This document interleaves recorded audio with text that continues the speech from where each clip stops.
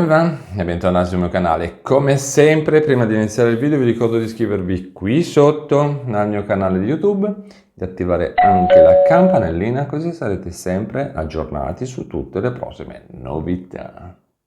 Allora, questo video non era in programma, però si è reso necessario programmarlo perché sono uscite delle risposte per quanto riguarda il paciocchino, chiamiamolo così, delle vecchie carte, le nuove carte, cosa fare, ritiro la vecchia, uso la nuova, quella vecchia cosa ne faccio, quella nuova, devo andare in posta a ritirare la carta nuova perché ho ricevuto il messaggio, tutto così. E siccome che effettivamente non si capiva più niente, cosa è successo? Che l'INPS e le poste si sono messe d'accordo e hanno risposto a tutte le domande, quindi praticamente oggi noi capiremo che cosa fare. Poi eventualmente vi lascio anche qui sotto nella descrizione del video il collegamento al sito internet dell'INPS dove ve le potete anche leggere tutte, ma tanto non ha senso perché le vediamo qua in questo video. E allora cosa facciamo? Partiamo con la prima domanda e la prima domanda dice così, ascoltate bene, prendete nota perché poi, so già che poi tanto...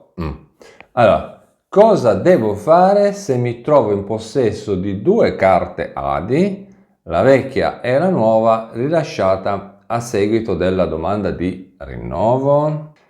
E la risposta è questa: se la nuova carta è stata ritirata dal nucleo familiare, su questa risulterà accreditata la mensilità di agosto di ADI insieme al contributo straordinario di luglio e su questa verranno accreditate le successive mensilità spettanti dell'assegno di inclusione.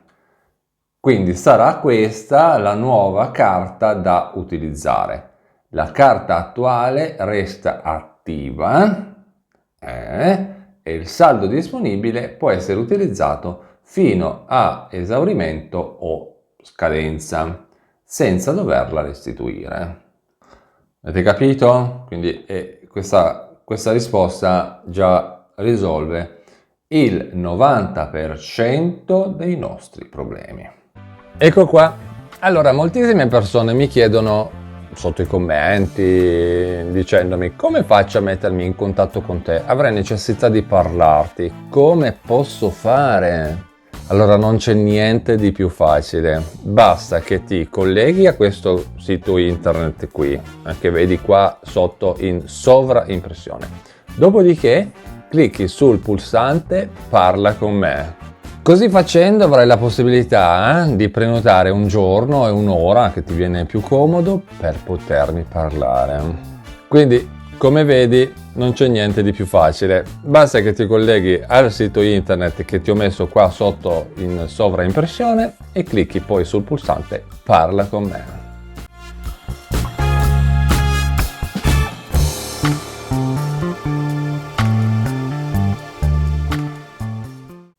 Andiamo avanti e vediamo l'altra domanda. Cosa devo fare se, nonostante sono già percettore ADI e posseggo una carta, ho saputo che è necessario ritirare una nuova carta, ma non mi sono ancora recato a ritirarla?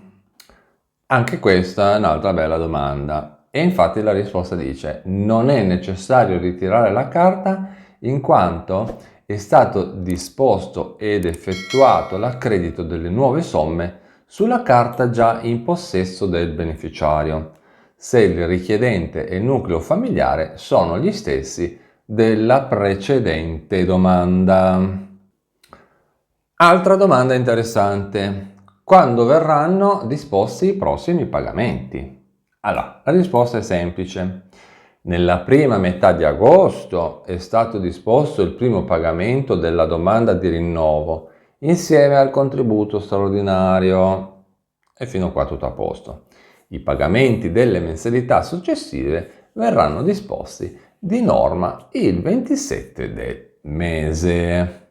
Qui hanno semplicemente secondo me è tenuto a riprecisare cose che già sapevamo, perché tanto funzionava già così anche con RDC, quindi diciamo questa non è una grande novità, però secondo me hanno fatto bene a inserirla, perché molte domande, molte persone, visto il paciocco che c'è stato, si sono fatti venire il dubbio, ecco.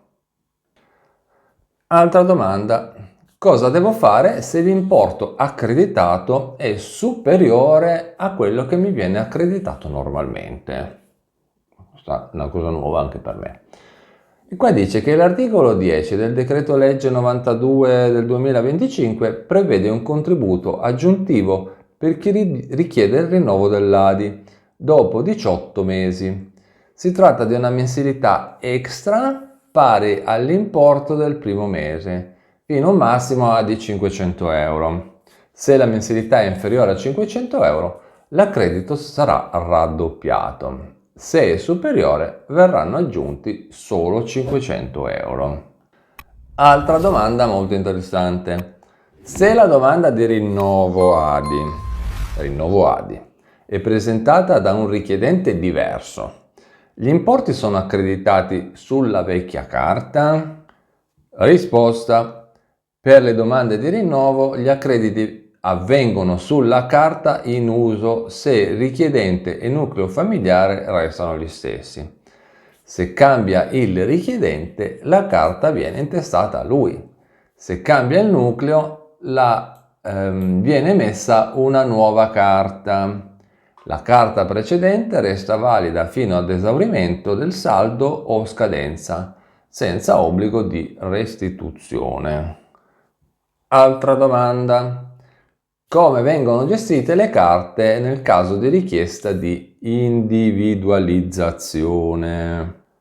Risposta che è un po' più lunga. Se l'individualizzazione era già presente nella prima domanda ed è richiesta anche nel rinnovo ADI, gli importi verranno accreditati sulle carte già in uso del richiedente e dai beneficiari maggiorenni del nucleo. Se nella nuova domanda di rinnovo viene richiesta l'individualizzazione, le quote saranno suddivise tra la carta del richiedente e nuove carte per i beneficiari maggiorenni, anche se prima c'era un'unica carta e il richiedente era lo stesso. Se nella nuova domanda non richiede più l'individualizzazione prevista nella precedente, l'intero importo sarà accreditato sulla carta del richiedente. Le carte già emesse restano valide fino a esaurimento del saldo o scadenza senza doverla restituire. Quindi, in definitiva, hanno risposto al 99% delle domande, hanno ribadito il fatto del pagamento al 27 di ogni mese, ma come vi ho detto già questa cosa qua diciamo non era nuova, perché tanto comunque al 27 del mese già lo sapevamo, perché comunque adesso prendendo il calendario, adesso prendo un attimo il calendario, vi faccio vedere le date, calendario di pagamento ufficiale dell'INPS di tutti i mesi, e più o meno vedete che il 27 è sempre quello. Ecco, quindi questo qua, il calendario ufficiale dell'INPS dei pagamenti, è, come potete vedere, 27 di agosto, poi vabbè, lasciamo stare gli anticipi, però 27 di agosto, 27 di settembre, che qua è un sabato, secondo me lì è il 26 di fisso, 27 di ottobre, 27 di novembre, e poi è caso eccezionale per quanto riguarda dicembre, perché poi c'è Natale, Santo Stefano, Capodanno, insomma una menata pazzesca. L'unico anticipo veramente forte è proprio quello di dicembre, perché si parla del 20, quindi tra il 15 e il 20 c'è pochi giorni, ok? Quindi questo è.